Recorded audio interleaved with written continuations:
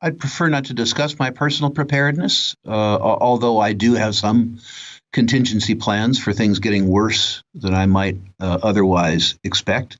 And the truth is that there's no way of telling how bad things might get or where they might get. Or where they might get bad. So the first part of my answer is I don't know, and nobody knows. One thing that for sure you should do is not pay some more on $5,000 to do a preparedness plan for you when he or she doesn't know anything about the risks that you might face.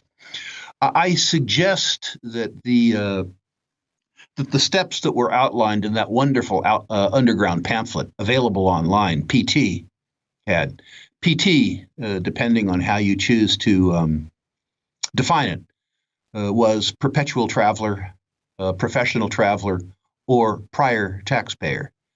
And it involves internationalizing it. Our mutual good friend Doug Casey once said, your assets, your ass, and your passport should have three different countries on them.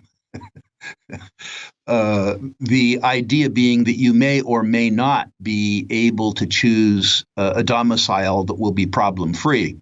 But if you have three of them, you have three times the chance of doing the right thing. I need to disclaim the fact that I think that the probability of things going that wrong is extremely low.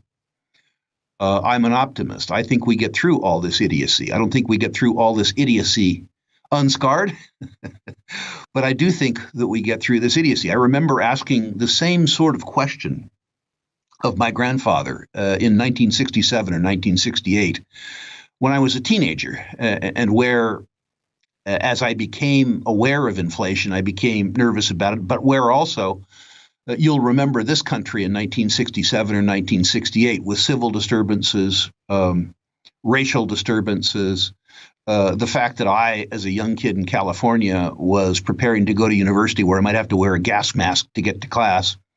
And I remember that as a 16-year-old, this had sort of a profound impact on me. I remember talking to my grandfather about what I should do and how I should prepare. And he said, you need to remember that every generation's had these challenges. My generation had a few challenges, little things, the Depression, World War II. You do the best you can, but you get ahead by being an optimist. You don't get ahead by being by being a pessimist.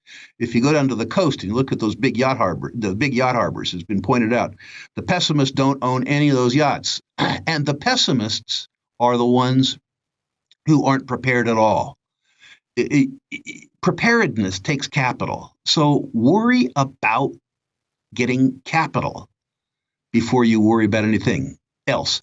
And remember, too, that the biggest risk you face is yourself. The biggest risk isn't Putin. He doesn't know you exist. The biggest risk isn't Xi. He doesn't know you exist. Biden is a bigger risk than either Putin or Xi because he does know that you exist and he has direct lines on your pocket. But don't be afraid of Biden either. I can't tell you, Dunnigan, how many people I've talked to who said, what's the point? If I do something, Obama's going to steal it, or, Clinton's going to steal it, or Trump is going to do this. Don't use those people as an excuse to fail.